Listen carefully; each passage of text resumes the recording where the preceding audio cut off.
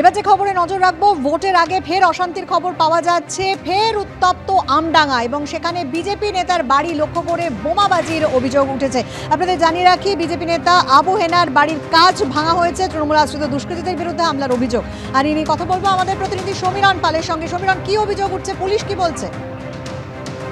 দেখো, পুলিশ যেটা জানাচ্ছে যে আপনারা থানার পুলিশ গতকাল রাতে পৌঁছায় এবং পৌঁছে গিয়ে সেখানে তদন্ত করেছে। এখনো পর্যন্ত পুলিশের যেটা বক্তব্য যে আবু হেনা বিজেপি নেতা, তিনি এখনো কোনো অভিযোগ দায়ের করেননি। তবে পুলিশ যেটা জানাচ্ছে গতকাল গভীর রাতে আমরা থানার বেড়াবেড়ি পঞ্চায়েতের হরপাড়া গ্রাম এবং সেখানে বিজেপি নেতা আবু হেনার বাড়ি লক্ষ্য করে দুষ্কৃতীরা একটি বোমা ছড়ে বোমার কাজ ক্ষতিগ্রস্ত হয় এবং আবু হেনা যে অভিযোগ করছেন তৃণমূল আশ্রিত দুষ্কৃতীরা বোমা নিয়ে তার বাড়িতে হামলা চালিয়েছে। যেহেতু আগামীকাল ব্যারাকপুর লোকসভা কেন্দ্রে নির্বাচন এবং আবু হেনা তিনি আগে তৃণমূল করছেন এবং বর্তমানে বিজেপি অর্জুন সিং এর ঘনিষ্ঠ বিজেপি নেতা, আর এবং সেই কারণে যাতে আগামীকাল নির্বাচনে তারা কোনো এজেন্ট দিতে না পারেন এবং সেই উত্তাসের পরিবেশ তৈরি করার জন্য তৃণমূল আশ্রিত দুষ্কৃতীরা এই ঘটনা ঘটেছে বলে বিজেপি নেতা অভিযোগ করেছে। কিন্তু এখনো পর্যন্ত তৃণমূলের তরফ থেকে কোনো প্রতিক্রিয়া পাওয়া যায়নি। নির্বাচনের ঠিক আগে আমডাঙ্গার বোমাবাজির ঘটনায় রীতিমতো উত্তপ্ত এলাকা। ধন্যবাদ সমীরণ।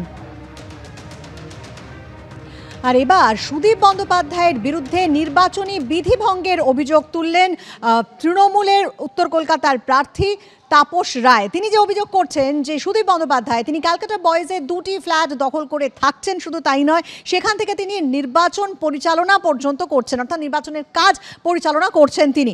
যদিও এই অভিযোগ একেবারে ভিত্তিহীন, তা মানতে রাজি নন সুদীপ বন্দ্যোপাধ্যায়। ওখানে সেন্টার হবে, উনি থাকতে পারেন না। ওখানে অফিস করেছে, আনঅথরাইজ কনস্ট্রাক্টেড একটা অফিস, ওটা বন্ধ করে দেওয়া উচিত। ইলেকশন কমিশন কাজকলা দেখিয়েছে। উত্তর কলকাতার উত্তর কি হবে তা জানা যাবে 4 জুন। কিন্তু তার আগে দিন যত এগোচ্ছে ততই চড়ছে কলকাতা উত্তরের তৃণমূল এবং বিজেপি প্রার্থীর মধ্যেকার তরজা। সুদীপ বন্দ্যোপাধ্যায়ের বিরুদ্ধে কার্যত এবার বিধিভঙ্গের অভিযোগ তুললেন বিজেপি প্রার্থী তাপস রায়।